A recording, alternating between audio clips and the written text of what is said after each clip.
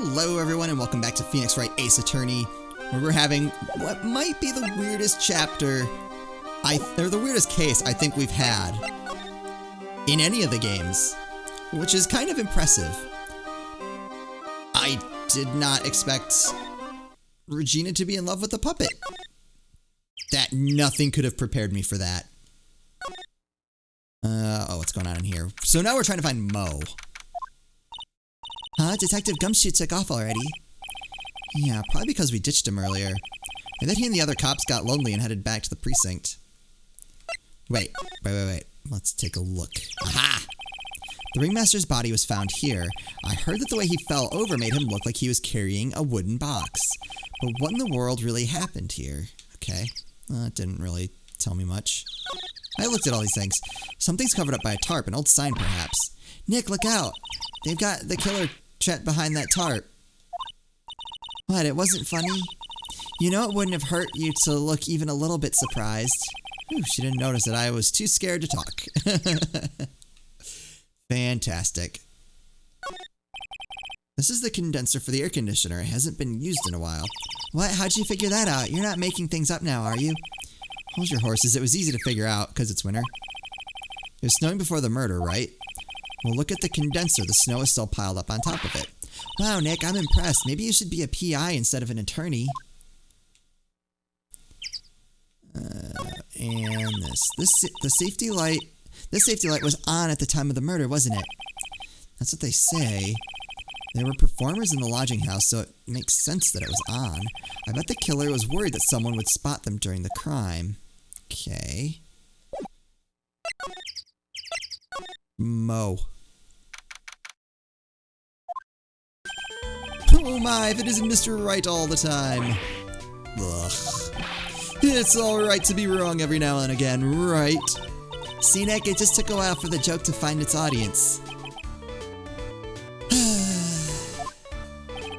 So, what can I do for you? Did you remember a good joke you wanted to tell me? Pull up a chair, or maybe just pull my finger and let me have it. We're going to get the same sound effect either way, aren't we? How'd you know I put a whoopee cushion on the chair? You really know what it takes to be a clown, don't you? Oh boy. Actually, yeah, tell me about Regina. So about Regina. Regina is such a pure, innocent child. She's such a cutie, too. She was born and raised in the circus, you know. That means she doesn't really know much about the world outside the big top. Sounds like Pearly. For her, every child's dream of the circus is her everyday reality. She lives in a dream world. She sees dancing wild animals, men flying in the air, and one very funny clown every day. The funny thing is, that all seems normal to her because it is her everyday life. Oh! You know what? Okay. That makes the puppet thing make a little bit more sense. I guess that explains why she thinks she can marry a ventriloquist puppet. Okay, oh. See? Me and Phoenix, we're on the same wavelength.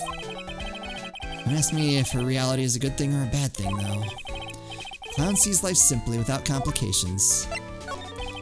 Have you ever heard of a monkey named Money? Hi, yes, Money. He stole my attorney's badge. Well, Money does love shiny objects. It makes sense that he'd swipe your badge. But under no circumstances can you chase after him. Why's that? Oh, I know. You don't want to get involved in any monkey business, right? Exactly. Bravo.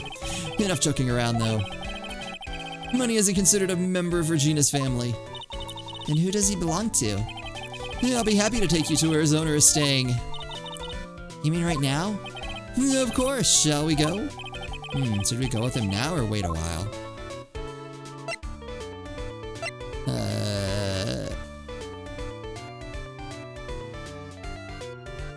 Well, I said we were getting our attorney's badge back.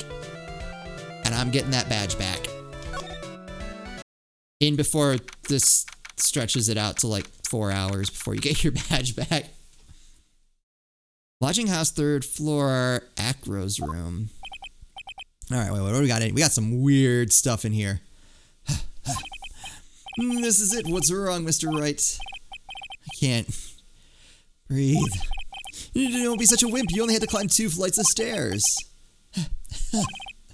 Anyways, this is the place, Acro's room. Acro? He's an acrobat. It seems like he's not around today. Yeah, that's a big pile of junk in the corner. Yeah, I don't think it'd be wrong to assume that Phoenix's stuff is over there too. Just be careful to make sure you got the right stuff. Thanks, Mo. See you later. Money the monkey added to the court record. A monkey who takes care of Acro habitually gathers all sorts of shiny objects. Alright, hold on. Alright. No. Yes, there's a clue. Hey, the net's ripped. Money must be prone to breaking things. He's hardcore. The net looks fine to me. You really think that he plays basketball? I think so. Monkeys live life above the rim, you know. You're joking, right? I think the monkey has got proverbial game. Of course, that monkey doesn't fake the funk on a nasty dunk. Well, a prehensile tail might be an unfair advantage. All of those were words I was not expecting to say today. Money must use this to swing around on. Go ahead, Nick. I know you want to ride on it too. Maybe later. Holy cow! There's a fork and a mirror. Everything's shiny. There's even a really cheap-looking knockoff wristwatch. Look at this. It's a trophy, and it's really heavy. Nick, I found it. Your badge. It's right here. Yes! Alright, end of episode. We're good. We could probably just stop the game right here. Returned to its rightful spot on the lapel. Thanks, you really saved me. Huh? What's the matter? Did you find something? Oh! Did Acro have a crush on her too? The plot thickens. Yeah, check this out. It's a ring. There's something engraved on it. From T to R. Okay. The obvious conclusion would be Trillo to Regina. I don't know. I don't know if I'm buying that just yet, but I think that's what a cheap ring with an eerie sparkle. I feel like that's what the game wants me to believe, so I'm going to go with it for now.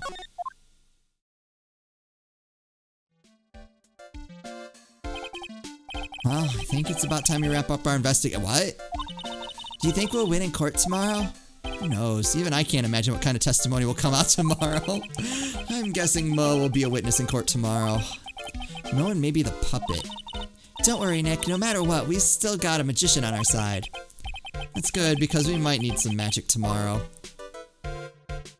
I was not quite prepared for the investigation to end. I feel like we have almost no evidence to present. Okay.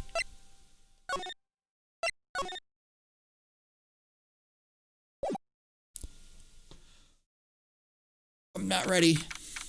December 29th, 9:53 a.m. District Court, Defendant Lobby number 5. Alright, Max is sweating. Good morning, Max. Max? Milk. What? If I don't have a glass of milk before I go on stage, I just can't function, sweetie. Stage? Don't worry, there won't be a stage. All you have to do is sit down. I guess. Nick, Max is really nervous. It's understandable. Hey, my sweeties. What? You don't think I should fly, do you? Huh? Is he trying to run away?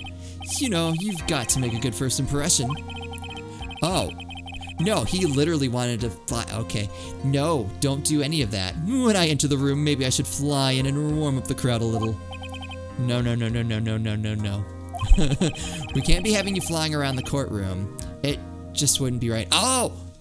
It would also put the idea that there were no footprints at the scene kind of like fresh in people's minds, and I think we're trying to avoid that, even though... Come on. It's gonna come up. Imagine if you hit someone.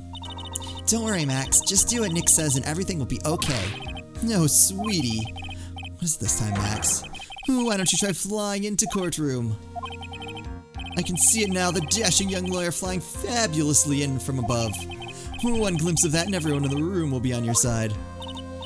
Max, really, no one needs to fly today. When Maya is the voice of reason, something has gone terribly wrong. Nick, what's with that look in your eyes? I like the sound of that. Dashing young lawyer flying fabulously. Oh no.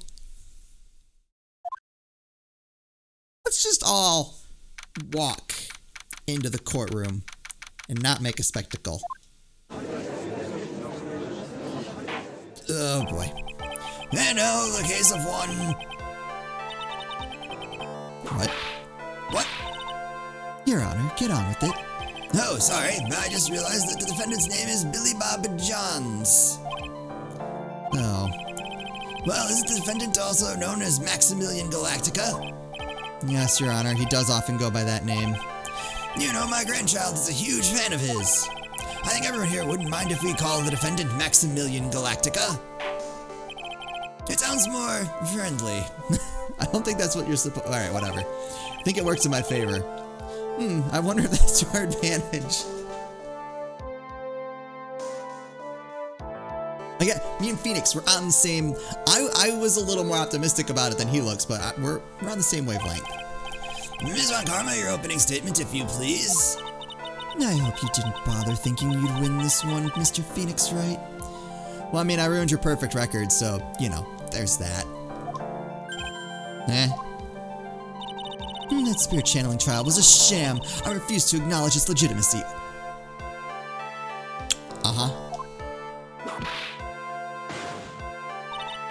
It did not count. Do you hear me? Oh my goodness.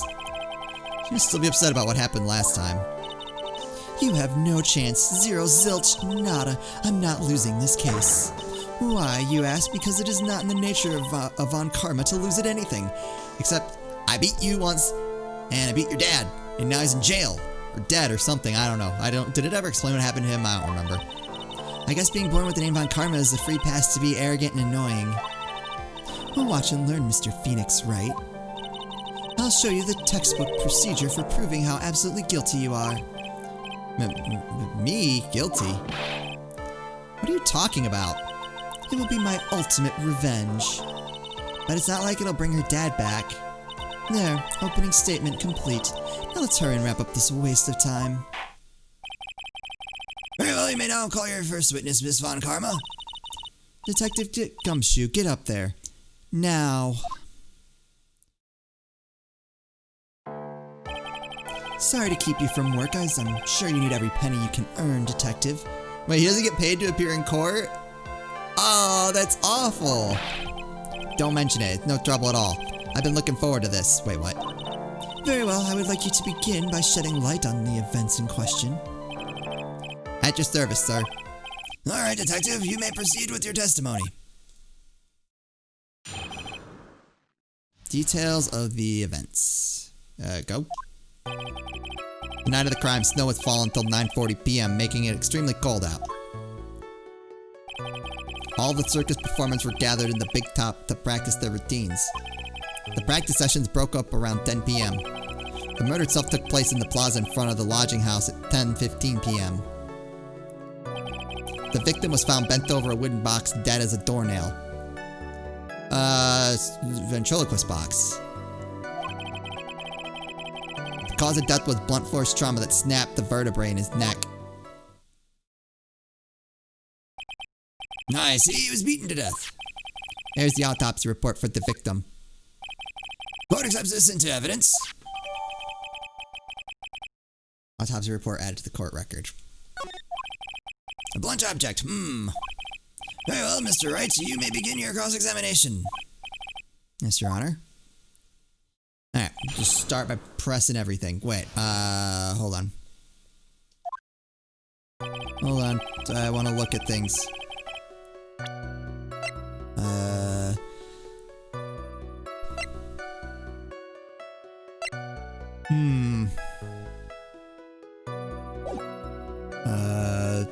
Hold it.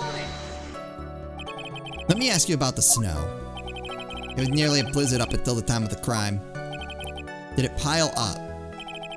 It wasn't such a big deal. Maybe about 1.5 inches was on the ground. The snow froze in place and stayed on the ground until the next day. The snow. Let me see. There's got to be more to this.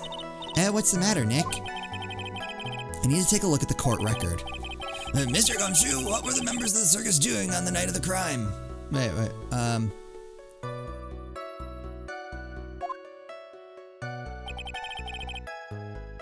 Okay. When you say all of the circus performers, who do you mean? Everyone but the dancers and staff were there. Regina, the animal tamer, Mo the clown, Ben the ventriloquist, and of course the defendant, Maximilian Galactica, and his victim, the ringmaster. Oh, I almost forgot. Regent the tiger was there as well. Out of curiosity, what about the circus monkey? When I was investigating yesterday, he happened to snatch my wristwatch. Oh, we should have grabbed that back. Detective, you are welcome to file a police report after these proceedings. That a monkey stole his watch?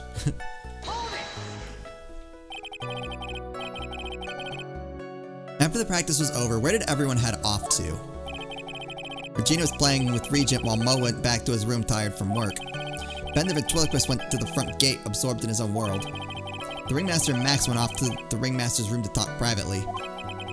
Talk privately, huh? That's awfully suspicious. You wouldn't happen to know what they were talking about, would you? Do I wanna intervene on that?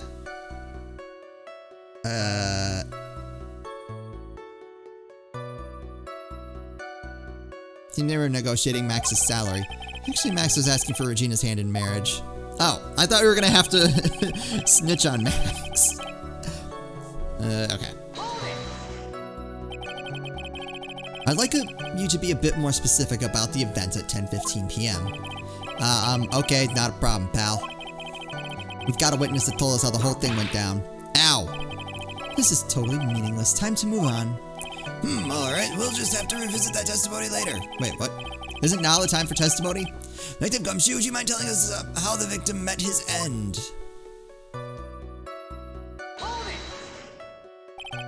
A wooden box. That's right. The victim must have been carrying the wooden box when he was killed. Carrying the box, huh? It was a rather strange wooden box, Your Honor. What do you mean? Well, it was much heavier than it looked. Not to mention it was locked. Locked, you say? The victim was hunched over this 20-pound box. It boasts a small but strong lock. Oh, maybe it's not the... You know, like ventriloquist dummies, they get put in boxes and that's what I was thinking. It still could be.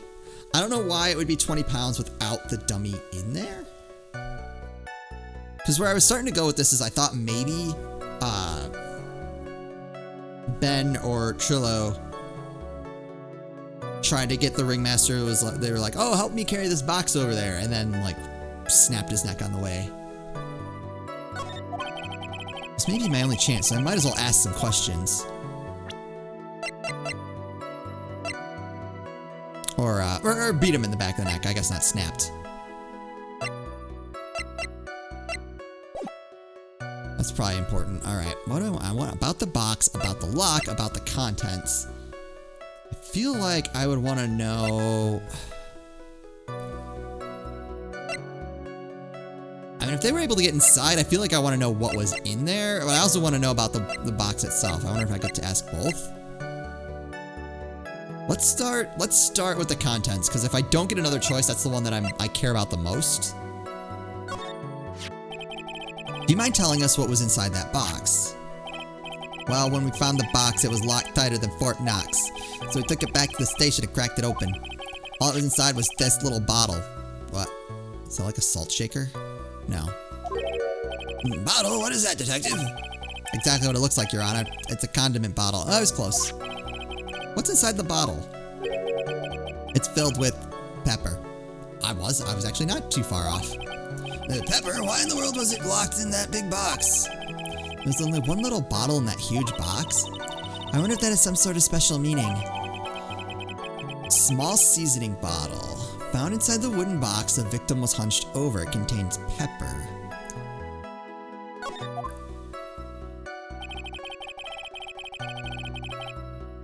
Snapped. Oh, that's where I got snapped from. But it was blunt force trauma that caused the vertebrae to snap. Okay. Let's press that. According to the autopsy report, the murder weapon was a blunt object, correct? You've done your homework, pal. And you haven't found this murder weapon, have you? The police are searching for it as we speak. My theory is that it was something the perpetrator ran off with. You would think so, especially since you didn't find it on the scene. No, I bet he made it disappear with magic. Well, I think we have a good feel for the details of the event now. I guess that's all we're gonna get out of Gumshoe in this case. You mean all we're gonna get out of him is that little bottle of pepper? Now that we have wrapped up with the detective, I'd like to call my next witness. I'm not even off the stand yet. Obviously, but that's due to you being slow and unable to take a hint. I don't know, but wrapped up has such a mean sound to it. I'm a sensitive guy. Thank you very much, Detective Gumshoe. You may step down. Ms. Von Karma, call your next witness. I would like to call Mr. Benjamin Woodman to the stand. She must be talking about Ben the ventriloquist. I wonder if Chilla will show up on the stand as well.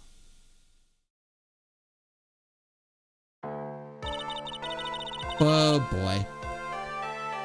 You know what? This actually seems like a good place to leave the trial at the start of his testimony. So we'll leave it here. I know, it's a little bit shorter. Sorry about that. But I can't even begin to guess where the seasoning bottle is going to come in. It's a 20-pound box, but all it had in it was pepper. I mean, I'm assuming because it looks like it's like, yeah, a wooden box. So it makes sense that it would be heavy. That heavy? I don't know. Anyway, we'll just have to see in the next episode. Hopefully you guys are still having a great time with this. As always, thank you guys so much for watching, and I'll see you next time.